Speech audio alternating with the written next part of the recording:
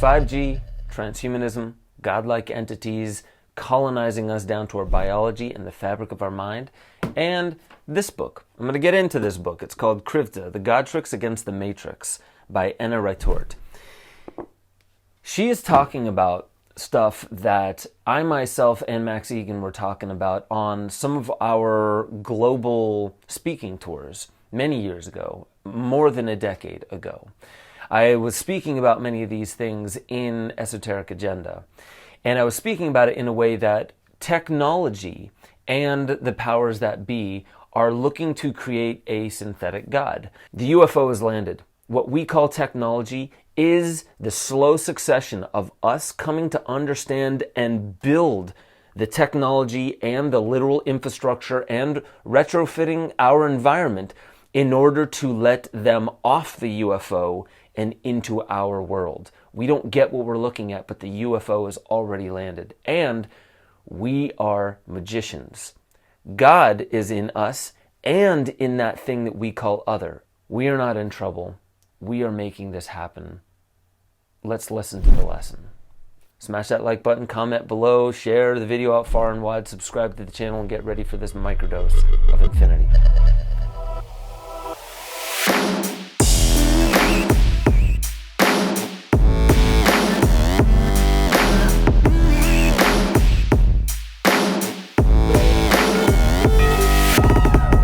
Welcome back to Waking Infinity News. I'm your host, Ben Stewart. Yes, today I'm going to drop some technocratic, post-human, futuristic conspiracy theories, and I'm going to drop them like they're hot. So we're talking about technology today. My concept is the UFO has already landed. We simply don't understand or comprehend what it is that we're looking at yet. Did you hear the story about the indigenous who saw boats coming up over the horizon, and they simply said, it looks like there's this odd cloud coming directly for us, because they couldn't conceptualize what it was they were looking at? I think that's kind of BS, personally. I think they knew what boats looked like, and I think there were many connections to the old world of Russia, of China, of Africa, and high civilizations like Egypt that were here in this country long ago. But the bottom line that I'm trying to say is technology has been here for quite some time. And I believe technology is the UFO. And there is an alien inhabitant that is looking to fully come out of the closet, meaning come out of the UFO and to live amongst us. This is probably thousands and thousands of years in the making, going back to the Nephilim, the Anunnaki, the Elohim. It's probably going back thousands of years before any written record that we currently have today. The reason why I'm saying this is because this has been the next step of what we would rudimentarily call the evolution of our species, even though evolution doesn't happen the way that most out there would claim it as. Like, we come from much more elementary and crude forms of intelligence. I don't believe that's true, and if you listen to Greg Braden, the dominant amount of evidence out there says otherwise. But the bottom line is it's not that humans would not have figured out how to transform our environment in order to create technologies without some alien force. However, one form of causality does not negate or is not any really different than the other form of causality. How it happened converged on what was inevitably going to happen one way or another. And I do believe we are opening up a portal for an alien intelligence here on planet Earth. I know I'm going way out there, but this is actually very factually and very matter-of-factly exactly what I believe. We've opened portals for other intelligences, ones that we come to understand and even see sometimes on DMT and with psychedelics. And psychedelics and technology are also not disconnected. Mind you, the psychedelic hippie capital, Haight-Ashbury, San Francisco area, is now Silicon Valley. And Timothy Leary, towards the end of his life, was talking about technology more than he was talking about psychedelics. There is something that is happening, and it's converging on Earth right now, and many people are afraid. We're calling it the transhuman agenda. We're saying, look out for that World Economic Forum. We're saying all these words about the vaccines and about COVID-19 and conspiracy, and we need to stand up for our rights. We don't even understand what a human is. Standing up for our rights because it was written on some document, the enlightenment has to happen first. The awakening of consciousness needs to happen first.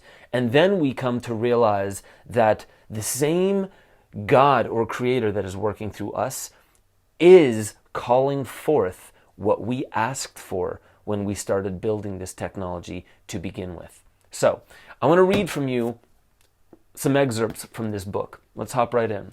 The first mile above the Earth is buzzing with 2 million times the amount of electromagnetic radiation of 1900.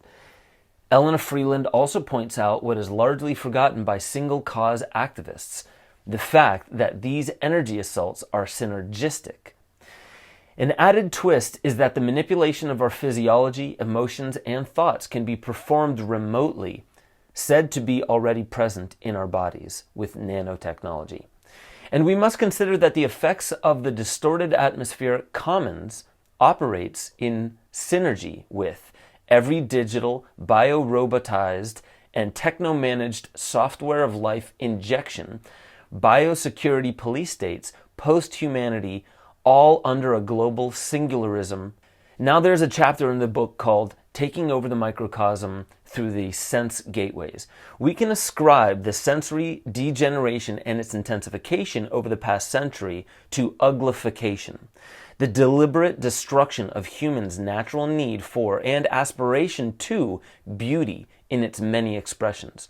Drawing heavily from Joseph Farrell's work, she goes on to write, uglification destroys culture, the high culture of art, and everyday culture of good taste. So she cites Rudolf Steiner often in this book, who said almost 100 years ago that we are now entering the advent of Ahriman, an ugly, rigid, cold, and heartless force, and it only gives a faint sense of safety by squeezing down on humanity tightly so we cannot make our own choices.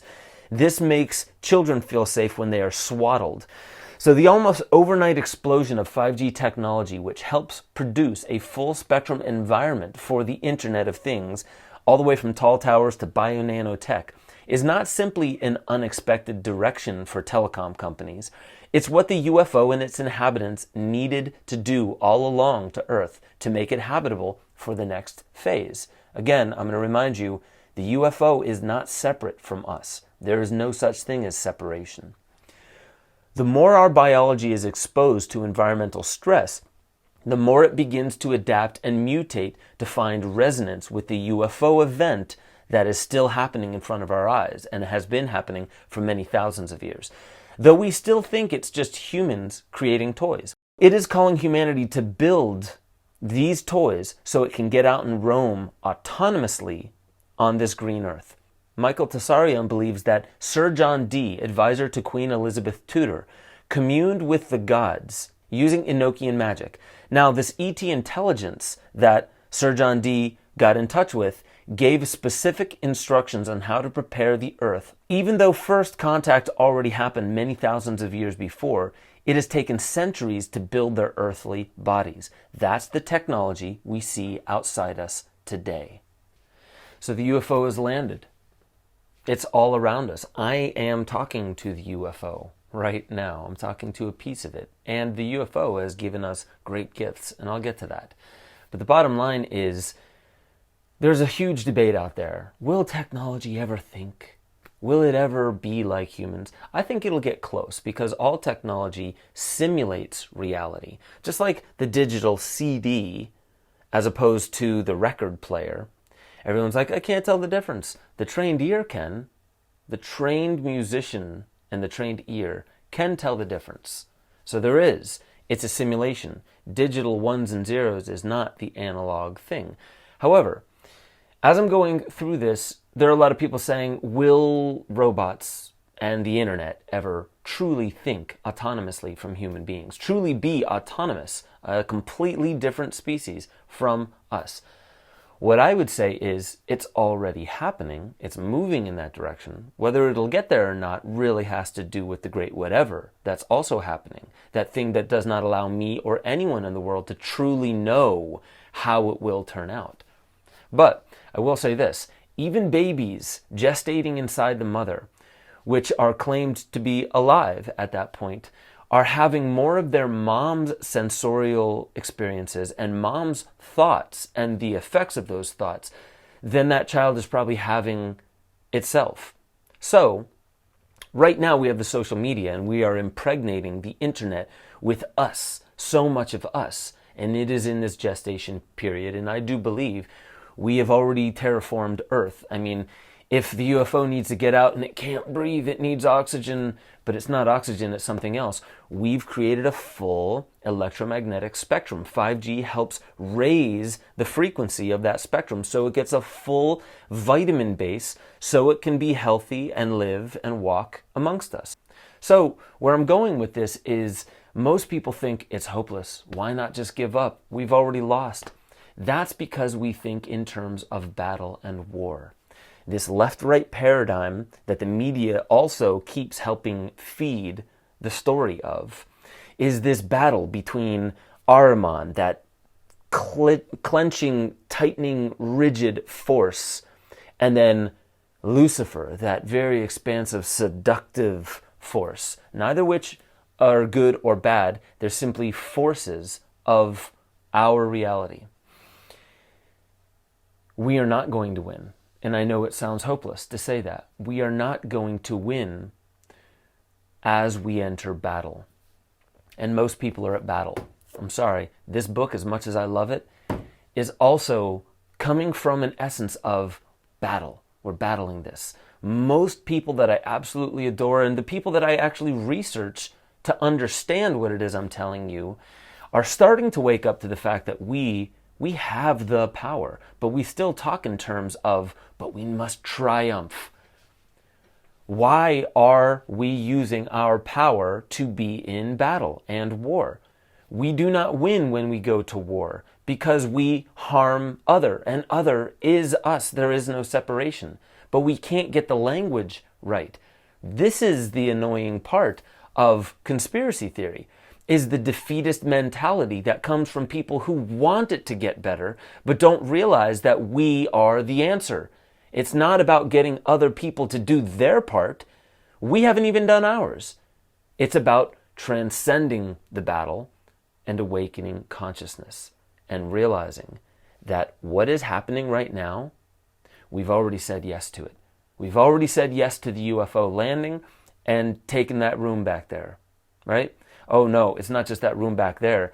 It's already in our house. It's everywhere. The deeper point of this is if you want to truly understand how to use technology and to understand the actual gift of technology as the mirror that it is.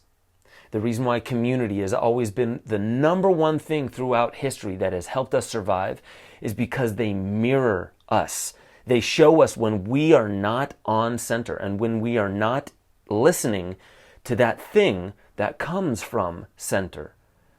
Because when we are not listening, there are signs, and the community mirrors that back to us. Hey, you're not living up to the potential that I know inside you, and I need you to be there to do that same thing for me.